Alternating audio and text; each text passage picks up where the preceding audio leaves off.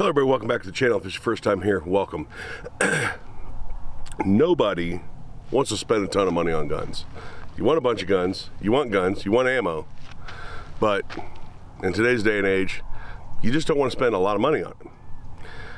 Now you're left with the conundrum. Can you get a budget-minded AR that's going to function for you, be reliable, built well, and by a reputable manufacturer? And I think the answer is yes. And I bring you the Anderson AM-15. I believe the Anderson AM-15 to be probably the best, or if not one of the best, entry-level ARs on the market. I paid $395 for this one. So let's get into it.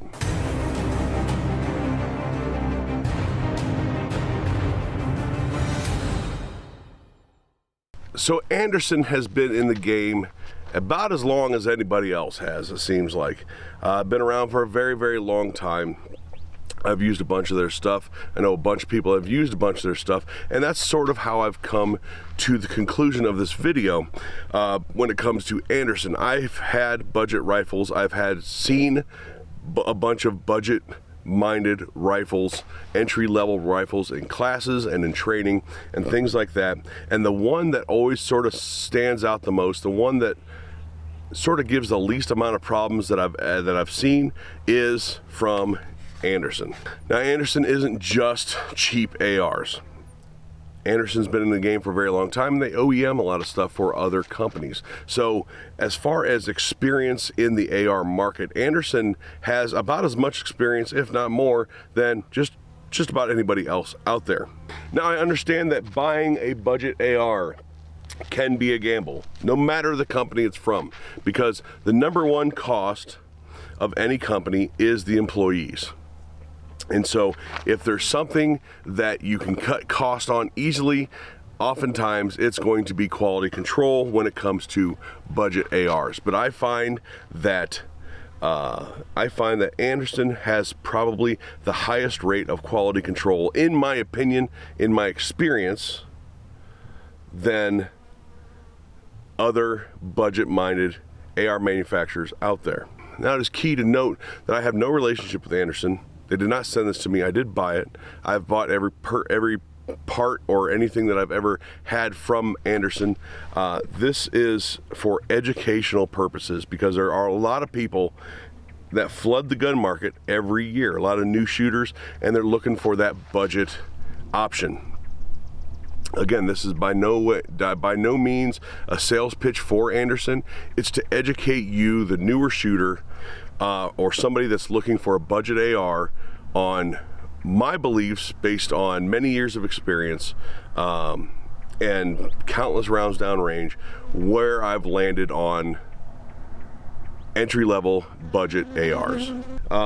This one has actually ran very well. I have about 700 rounds, so a very, very low round count through it. We're going to do some shooting with it here in a minute. But I have a very, very low round count on this. Like I said, only about 700 rounds. But for some people, 700 rounds is a few years of shooting, if they even ever get to 700 rounds, believe it or not. So there's nothing special going on here.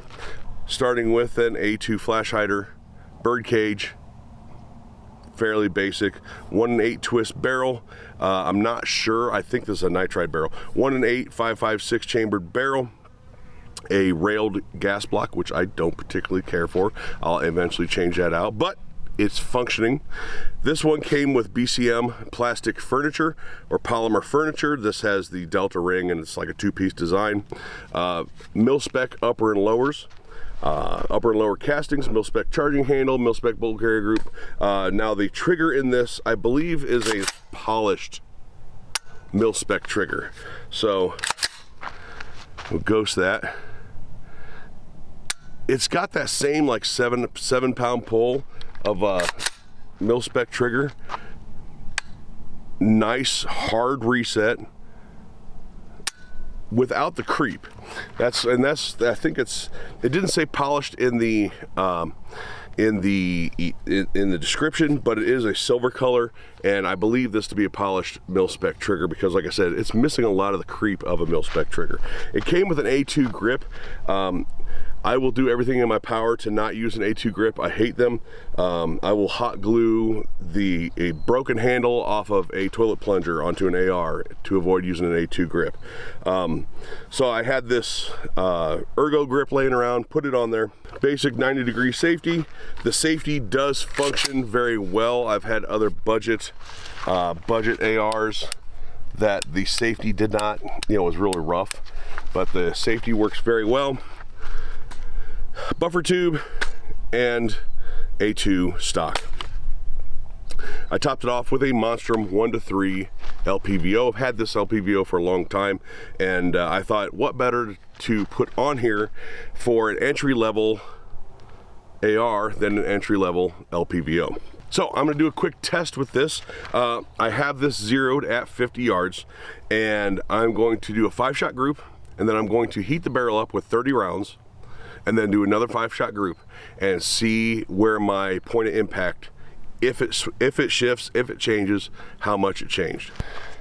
One of the things I forgot to mention as pertains to the rifle, it did come with a Lancer magazine as well. So this actually, for $395, with the Lancer mag, polished trigger, and BCM furniture, actually came with a few extras. But chambered, I'm using PMC bronze, just standard 223 PMC bronze. Let's get into it.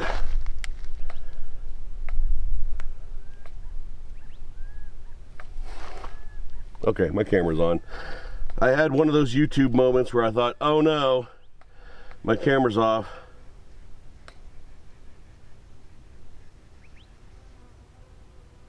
Oh, I'm not very stable this morning.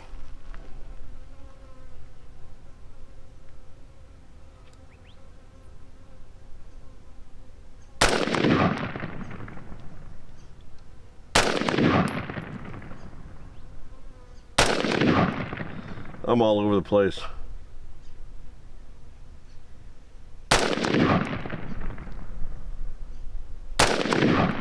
All right, let's go check that out. Like I said, I'm all over the place this morning. There's the 5 shots. So that's a 2.5-inch group. That sucks. But yeah, I'm kind of bouncing around this morning. But it's not important how accurate I was. It's, does this change after heating the barrel up? You know how just a minute ago I said I had one of them YouTube moments where I said, oh, I think I forgot to turn my camera on? So I didn't turn my camera back on for the 30 rounds or the 5-shot group afterwards. So I'm gonna put 5 more in here. It's still hot. Now it's been 35 rounds. You'll see the shots in the target. I haven't changed the target. I'm not trying to pull something over on you. But that was just one of those YouTube mistakes. It's early morning and I forgot. So I did raise the tripod a little bit. I think that was part of my stability issue. So let's do 5 more rounds.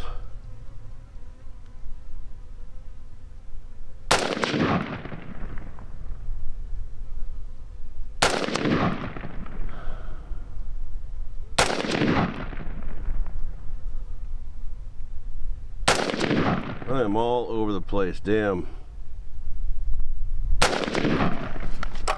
All right. Now that I know I was recording this time, let's go down there and you can check out the first 5, the second 5 that I didn't get on camera, and this last 5. I hate how unstable I am this morning, but as you can see, we have all but 3 rounds in the 10 ring.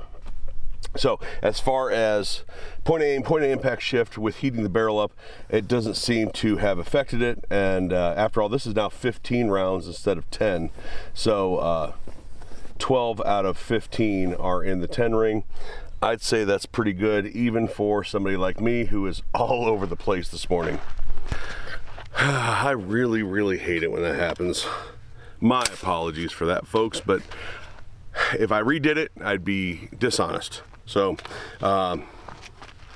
yeah, there are no retakes in showing groups, right? There's no extra shots to make it seem more accurate than what it is. So while this is a video about this Anderson, again, I think when it comes to entry-level ARs, I think Anderson probably is the best out there. With that said, even if you don't choose Anderson, budget ARs are budget ARs for a reason. And again, this is not an Anderson sales pitch, this is an educational video. Budget ARs are budget ARs for a reason. And why is that? So I have a $2,000 AR sitting on my tailgate right now, and it's a phenomenally better rifle, but it's also considerably, it's 5 times the cost, right? So when you're talking about budget ARs, you're not buying a high-end top tier rifle. You're just not. One of the things that is probably one of the biggest poisons in the gun community is the people that are labeled as just as good people, right?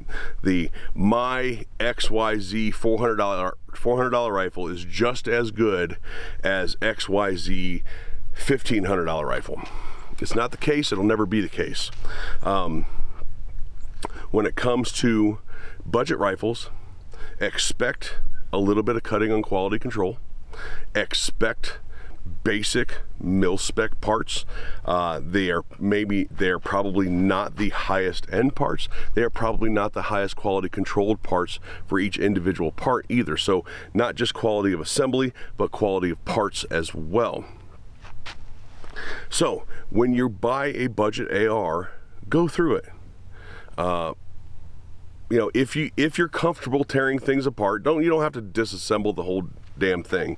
But if you're comfortable field stripping an AR, get the upper and lower part from each other. Inspect for burrs. Inspect the bolt carrier group. Make sure there's no machining deficiencies. Make sure there's no coating deficiencies, like thick spots of coatings on some of the stuff that may interfere with, say, how it functions or runs. These are things that you can easily do. Make sure gas blocks are tight.